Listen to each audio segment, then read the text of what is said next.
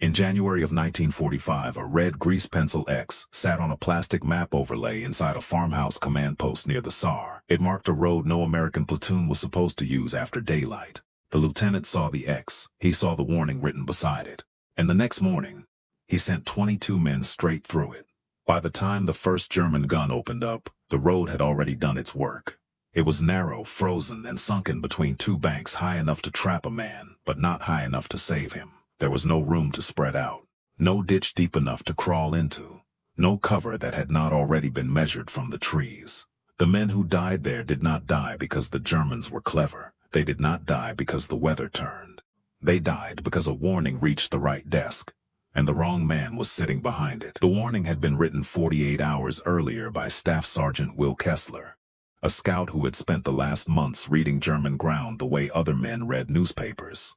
Kessler had crawled close enough to hear men talking inside the tree line. He had marked 2 machine gun positions, a mortar tube, and a small gap in the hedge where the road bent just enough to make anyone using it think the danger was behind them. Then he wrote 8 words across the overlay. "Do not move infantry through this road after first light." He handed it up. The overlay traveled through the chain.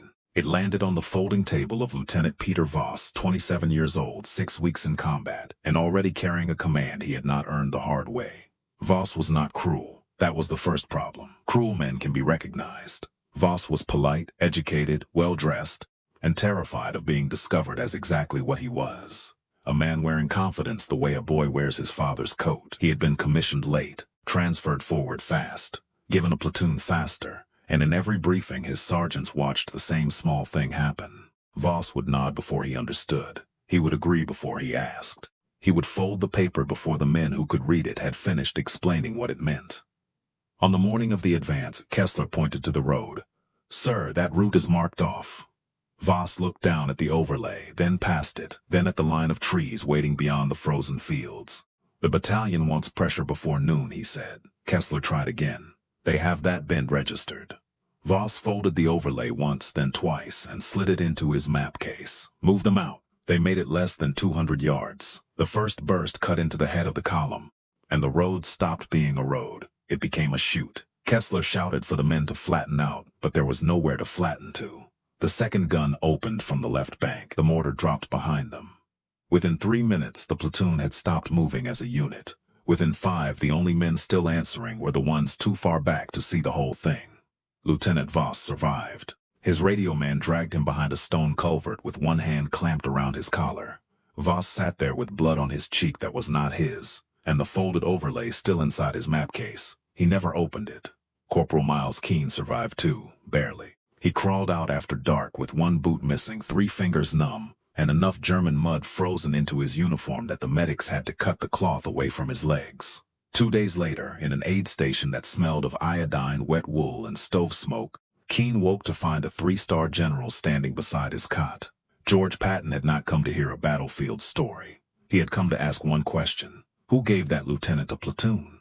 Keene did not answer right away, not because he did not know the shape of the answer, because every enlisted man in Voss's company had been asking the same thing in whispers since the week Voss arrived. They had seen officers come up through combat, men who listened to scouts, men who trusted sergeants, men who could look at a contour line and understand that somebody might die where the ink curved. Voss was different. He had arrived with clean gloves, new boots, and orders that moved faster than the paperwork around them. A captain had questioned it.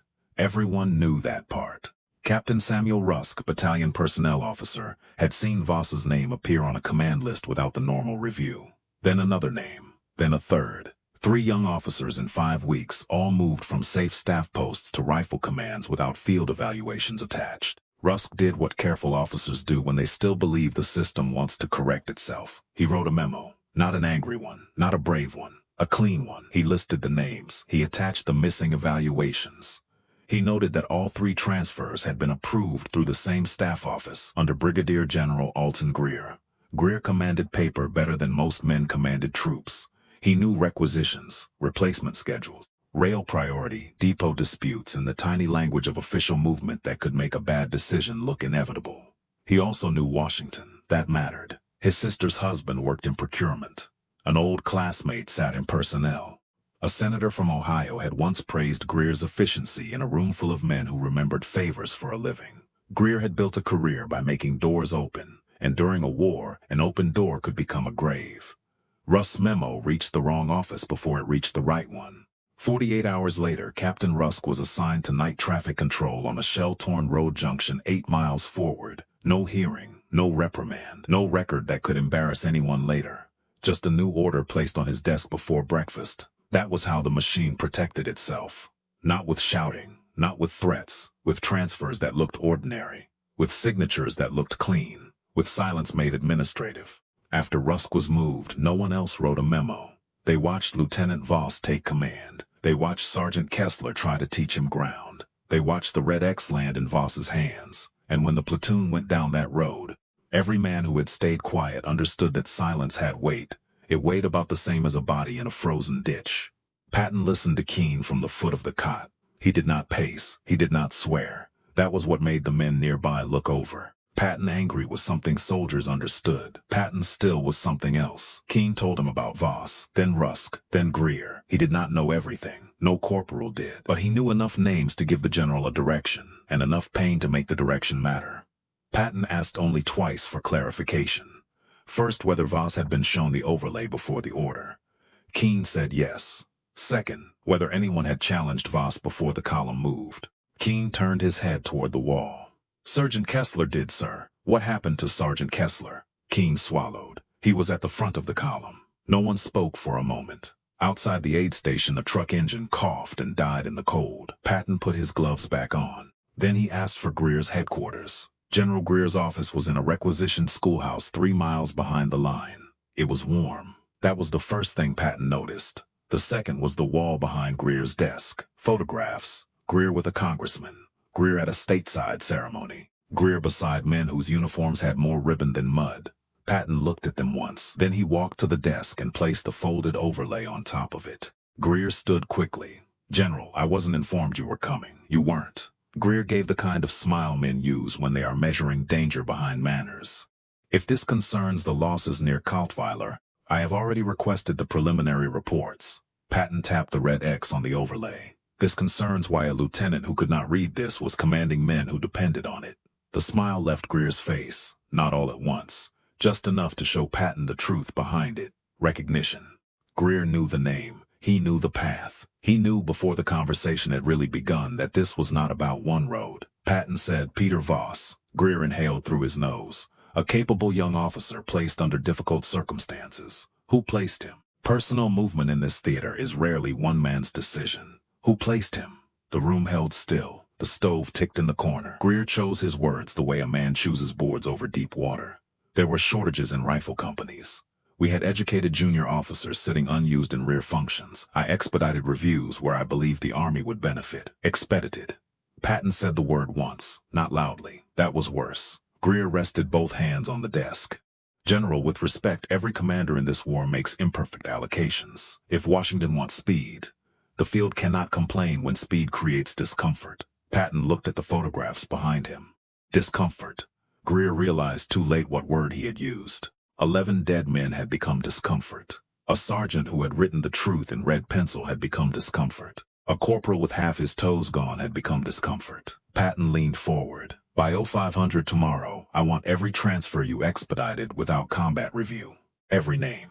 Every approving office. Every call you made before the paper moved. Greer's expression hardened. There are people above this command who will object to a fishing expedition. Patton picked up the overlay and folded it once. Then give them a fish. He turned toward the door. 0500. Greer did not sleep much. Men like Greer are often mistaken for cowards by men who only respect physical danger. He was not a coward. He understood danger very well. He simply preferred the kind that came in letters, appointments, budget lines, and calls from men with polished desks. He spent that night doing arithmetic, not moral arithmetic, professional arithmetic. Which names could be explained? Which calls could be denied? Which favors were too visible to hide? By 0500, a folder was waiting on Patton's table. 17 transfers, 9 officers placed into forward command or combat-adjacent authority without proper field review. 4 of them connected to personal recommendations. 3 connected to political pressure. 2 connected to families with influence over supply appropriations. And Peter Voss, whose uncle had helped secure replacement trucks Greer's staff badly needed before the winter roads closed. Patton read every page. Then he called for 2 blank orders. The first removed Lieutenant Voss from command pending formal review. Not because he had been unlucky, because a man who ignores a marked kill zone cannot be trusted with men who have to walk into one. The second order reinstated Captain Samuel Rusk to his former position, with authority to audit every personnel transfer that had crossed Greer's office in the last 90 days. At the bottom, Patton wrote one line in his own hand. Captain Rusk saw the pattern before I did.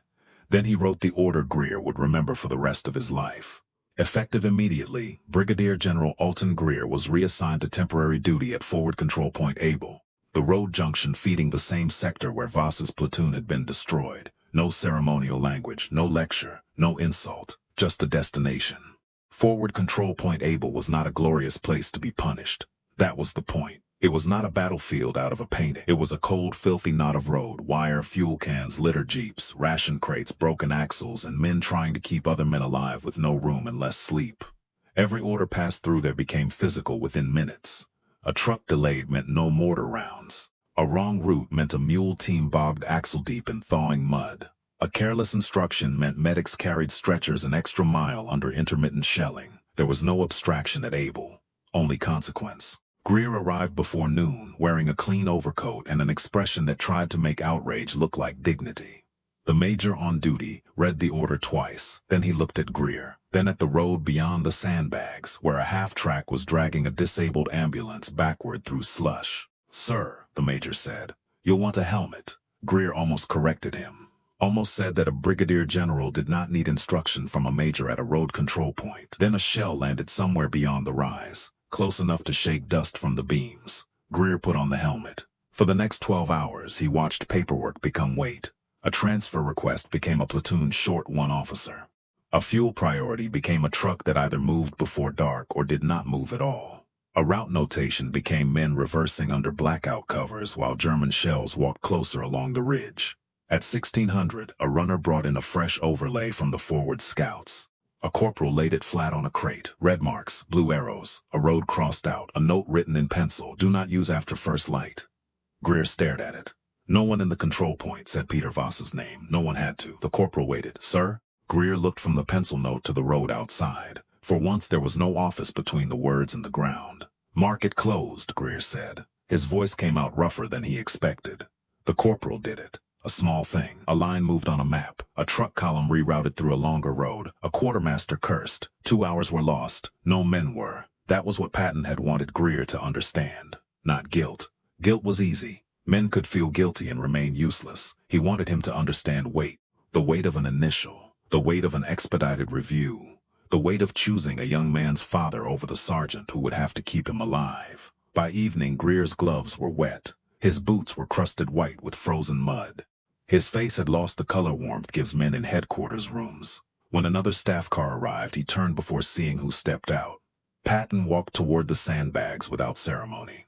He looked at the road, the crates, the men bent under boxes, the overlay pinned beneath a ration tin so the wind would not take it. Then he looked at Greer. "Well?" Greer did not answer quickly. That was new. At last he said, "The paper is too clean from the rear." Patton studied him. Greer swallowed. "It hides the cost."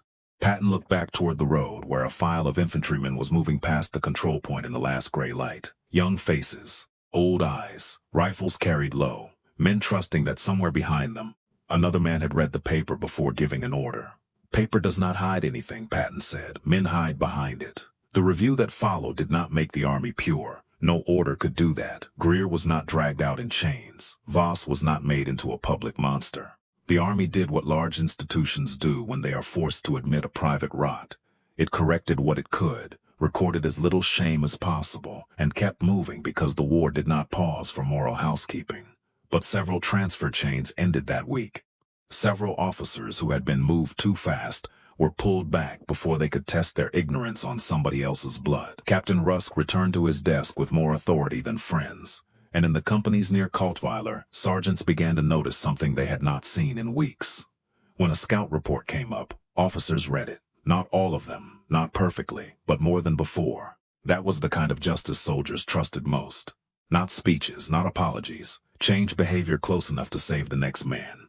Greer spent 3 days at Forward Control Point Able. On the last morning, he stood outside the sandbags before dawn and watched frost silver the road that had almost taken another platoon. He had signed hundreds of papers in his career, maybe thousands. Promotions, transfers, personnel requests, routing approvals, names moving from one column to another. Most of those papers had never felt like anything in his hand. They had been thin, light, clean. That morning a corporal handed him a new overlay. Greer took it carefully. The paper did not weigh more than before, but his hand did. For the first time in his career, the paper did not protect him from the ground.